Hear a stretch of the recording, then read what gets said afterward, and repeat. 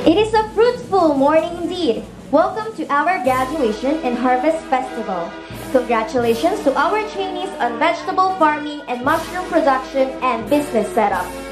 This morning, we are celebrating the success of 3 months of your hard work, knowledge, and of course the friendship that was built during your stay here at Villar Sipag Farm School. This would not be possible without our partners. Allied Botanical Corporation for the training on vegetable farming,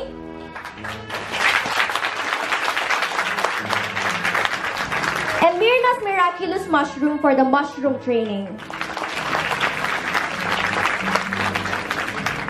And now, to truly inspire us this morning, as she always does, let us call on the Chairman of Senate Committee on Agriculture and Food, the Chairman of Senate Committee on Agrarian Reform, the Chairman of Senate Committee on Environment and Natural Resources, and the Director of Villar Sipag.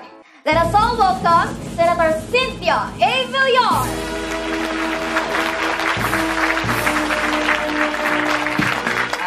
Magandang umaga po sa inyong lahat. Ako po ay nagagalak makarating dito sa inyong graduation at harvest festival on our mushroom production and vegetable farming.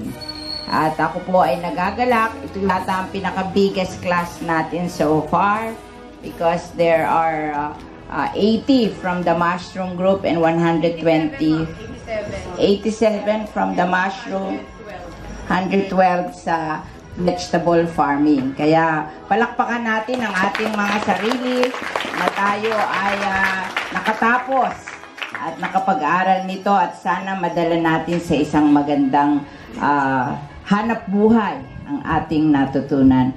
And tayo ay nagpapasalamat sa first of all sa Allied Botanical Corporation na nire-represent ngayon ni Miss Dory Padriguela. Okay, palakpakan po natin. Tayo ka, Dory. And of course, ni Reynald Del Valle. Okay, nasa si Reynald. Nag-harvest pa daw. And of course, yung ating mushroom training na ito po ay talagang in-sponsor ng owner ng Miraculous Mushroom Farm, 13 Martira City, Cavite, ang may-ari, Miss Myrna Alonsagay. Palakpakan natin. Thank you. And of course, ang kanilang farm consultant at trainer, Mr. Richard Hasmin. Okay. And of course, nandito din from San Pedro City, the head of their agriculture office, Mr. Rogelio Bartolini. Okay. San Pedro City, Laguna. Natutuwa tayo na ang ating mga city agriculturists ay nagsishare ng ating advocacy. And of course, the head of the San Pedro Urban Renewal, Miss Susan Miranda. Okay, thank you. Magandang umaga po sa inyong lahat at welcome muli sa Villar Sipag Farm School para sa graduation ng ating mushroom and vegetable farming. Mabilis naman lumipas ang panahon. Ilang week, alam ko 3 months yung vegetable, yung mushroom 2 months. O, di mabilis lang. At sana mapakinabangan nyo. Inito para sa inyong mga livelihood o para pagkain lang ng pamilya. Una, ipoproduce natin yung pagkain ng pamilya. Tapos, pag sumobra, ipagbibili natin. Di ba? Oo. So, walang mawawala sa atin na magtanim. Kasi, kahit man lang yung pagkain, mahal din ang bumili ng vegetable, di ba? Oo. And kaya nga sabi ko, may findings po na talagang mas maganda ang kumain ng vegetable. May findings po na kumukonti ng kumukonti ang kumain ng vegetable. Pero ang vegetable po ang pinakamaganda sa ating kalusugan. In fact, ako po, gagawin ko, kakainin ko muna lahat yung vegetable. Kahit na hindi masarap pa, kain ng kain ng kain ng kain. Para mabusog na. Pagkatapos ng vegetable, at saka ako kakain ng rice at saka meat, konti na lang makakain ko kasi busog na. So, healthy tayo. Oo. So, kasi ang hirap talaga na, yung hindi ganun kasarap ang vegetable. Siyempre, masarap ang mga, tawag dyan, baboy. tsaka baka. Pero alam naman natin na sobra masama sa katawan, di ba? Kaya pilitin natin. At yung mga anak natin, lalo-lalo na para paglaki nila, hindi sila magkakasakit, di ba? Ang pinakamahirap pakainin ng vegetable ay yung mga bata. Oo. So, pilitin natin. For instance, mushroom production is really a viable agriculture enterprise. Maganda ang income potential nito. In fact, napipicture na rin sa mga television programs on agriculture and livelihood ang propagate ng mushroom dahil relatively easy ang proseso at maikli ang period of cultivation. Ilang bang buwan para ma-harvest ang mushroom? 1 month. Oo. Ang vegetable, may 3 weeks, may 3 months. Di ba? Yung mga nagbe-bear ng fruits yon 3 months. Pero yung mga leaves, parang 1.5 weeks. Oo, parang 1 month lang. So, yun yung tinatawag na cash crop. Para mabilis, di ba? Ang mushroom din, ganun. And alam nyo naman, mushroom, class. Marami nating ulam, may mushroom. Kaya, magandang pagkakakitaan. In fact, kahapon nga, naghanda ako sa Senado, kinain namin mushroom cannelloni. Tuwan-tuwa sila, ang sarap-sarap. Of course, ang vegetable farming naman ay sustainable din. All year round naman ang demand sa gulay. Kaya lang, minsan, pag bumabagyo nga ganyan, bumabagsak yung ating mga balag. Kaya, nagkakaloko-loko yung production. But kami po dito sa Las Piñas, we encourage vegetable farms. Sa lahat ng school, gulayan sa paaralan. Sa lahat ng mga barangay. Oo. At sa lahat ng mga homeowner association. Kasi ang mga subdivision, may mga open spaces po yan. Malimit, dinadamo lang. So, tamnan na lang natin ang gulay. At kung sino yung nangatawang magtanim ng gulay, di sa kanya yung harvest. O, kasi yung nangyari dyan, yung aming one of our outstanding vegetable garden dyan, nagtanim siya sa open space. Lahat na ng kapitbahay niya bumibili sa kanya. Kasi syempre, siguradong organic kasi we produce our own organic fertilizer, compost, tapos fresh, tapos mura pa. Kasi wala nang gastos na dalhin pa sa palengke at magtubo pa yung magtitinda, diretso ka na. So maraming nabili. Kung 50 pesos sa palengke, baka sa kanya 30 pesos lang. Di malaking bawas. Oo. Kasi sinasabi ng mga tao, kasi kain daw sila ng kain ng rice dahil mura ang rice kesa vegetable. Mahal ang vegetable kung bibilhin mo. Pero kung ikaw magtatanim, mura. Diba? So magtanim na lang. Kasi po, ang rice, naku-convert yan into sugar. Lalo na kung hindi kayo nag-e-exercise. At pag naging maraming sugar yan, madediabetes kayo.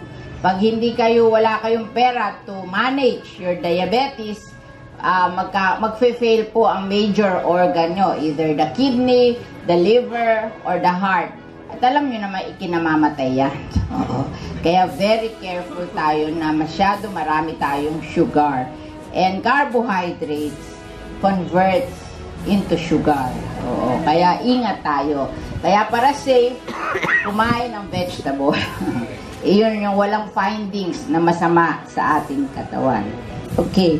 Marami pero naniniwala po kami na kayang-kaya naman kasi yung mga garden nyo sa inyong mga bahay, huwag nyo nang tamnin ng ornamental. Gawin nyo na lang edible garden. O bakit yung ornamental ba? Makakain nyo? Hindi. O ito, maganda rin naman di ba?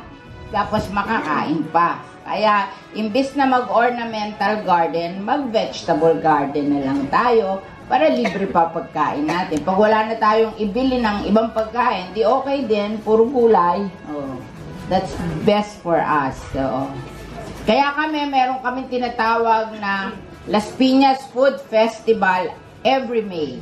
Oh. Doon, pinaglalaban-laban namin ng barangay namin ng recipe ng pagluluto. May award din yan. Pero another award namin is the best vegetable garden in a school, one category. In a barangay, another category. In Homeowner Association, another category. Kaya pagdating ng araw, punong-puno kami ng garden kasi may cash prize ang mananalo. Oo. So, yung mga ibang bayan na nandito, sabihin nyo sa mayor nyo, magbigay ng premyo sa best vegetable garden at dadami ang magtatanim ng vegetable, which is good for us. Alam nyo, tayo po dito sa Pilipinas, we are the most vulnerable country sa disaster. Oo. So, every now and then, talagang nagdi-disaster tayo at ang unang nagsisira would be the agricultural crops. So, mangyayari na magkakabagyo do sa north, hindi bababa yung mga vegetable galing from the Cordilleras. O, di mamahal ang vegetable. Pero kung may sarili tayong vegetable garden, wala tayong pakialam. Di ba? Hindi tayo bibili sa kanila. Tayo ay may sariling garden. So, count yourselves lucky dahil maganda ang training module ng Allied Botanical because they conducted different lectures every week on every aspect of vegetable farming from seed germination and identification to urban gardening and composting. Yung composting po, yun yung paggawa ng organic fertilizer. Yun po ay magagawa natin sa bahay manually. But dito po sa Las Piñas, may mga composter kami every barangay. Kinokolekta namin yung mga kitchen waste, ginagawa namin organic fertilizer through the rotary composter. And yung aming mga garden waste, kinokolekta din namin, ginagawa namin vermicast to our vermicomposting facility. Mechanized po. And we're producing 60 tons of organic fertilizer every month. At yan ay pinamigay namin sa mga farmers. Kaya pag gusto nyo ng organic, hindi pa kayo nagawa, manghingi kayo sa amin. Marami kaming organic fertilizer. Okay. And ako po, iminandate ko po ang Bureau of Soil and Water Management and Department of Agriculture at yung Department of Environment and Natural Resources na mamigay nitong composter na to sa lahat ng bayan sa Pilipinas. Yung may gusto, hindi natin binibigyan yung may ayaw. Ito ay pwede lang ibigay sa isang organization, either an LGU, a co-op, or an association of farmers. Mamimigay sila ng libre. Mahal to, 500,000 ang isa. Kaya kung gusto nyo sa inyong bayan, pa-requestin nyo yung inyong community to us, your LGU or your co-op or your association to us. Para nang sa ganon, mabigyan kayo ng either the Department of Agriculture, Bureau of Soil and Water Management, at saka ang Department of Environment and Natural Resources. Kasi ngayon, idinidemanda na yung hindi nagre-recycling, di ba? Ng ombudsman. Oo, kaya kailangan, because we have what you call the National Solid Waste Management Law, that we should recycle our garbage. Kaya tayo po ay, why are we doing it? Alam nyo ba na 38% of all the soil in the Philippines are degraded. Ibig sabihin na wala ng nutrients. And part of the reason is chemical fertilizer. Kaya, ang tinanong po namin ang United Nations, how do you solve the degradation of the soil? And their answer is, compost all your waste and bring them back to the soil. Kaya tayo, pinopromote natin ang composting. Alam nyo, di ba nakikita nyo, may nagkakat ng grass yan. Yan lahat ng grass na kinat, bubuhatin nila doon at i-convert nila to organic fertilizer. Doon sa aming vermicomposting facility doon sa likod. Kaya malinis kami, lahat ng pinutol namin, dadalhin namin doon at gagawin namin organic fertilizer. At saka yung mga, di ba sabi nyo, ito namang nakuha ng basura, once a week, bumabaho basura namin. Ang bumabaho lang sa basura nyo, yung kitchen waste. Ihiwalay nyo yon at i-compose nyo yon. Pag nawala yon, miski 2 buwang hindi kumuha ng basura, hindi babaho ang inyong basura. Yun lang ang bumabaho, yung ating kitchen waste. Kaya ihiwalay nyo yan. Sa amin po, kinukuha yun araw-araw ng aming mga bioman at ikinakarga sa composter para maging organic fertilizer. So you can do that also. Kaya meron din pala kayo na one-day seminar ng DTI on product packaging and processing of business permit. So, at least kung magninegosyo kayo, marunong na kayo. Kaya sana ang marami sa inyo ay makapag-umpisa ng maliliit nyong negosyo sa vegetable at sa mushroom. At magpasalamat tayo sa Allied Botanical at Myrna's Miraculous Mushroom na magamit nyo ang inyong nalalaman para maitas nyo at mabigay nyo ng benefit yung mga pinag-aralan nyo sa inyong mga pamilya. Yun lang po. Marami pong salamat at magandang umaga sa inyong lahat.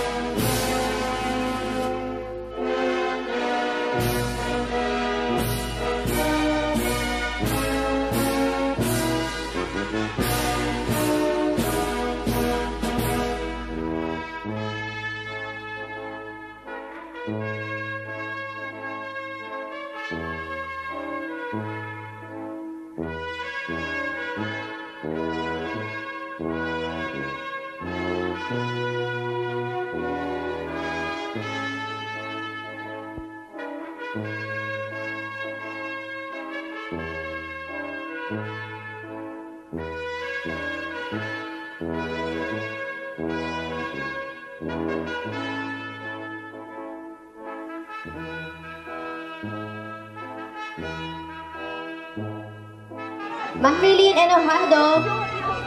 Dennis. Asan po siya? Dennis Mercado. Ito, ang pagbilis mo. Romeo Mercado. Oh, Romeo Mercado.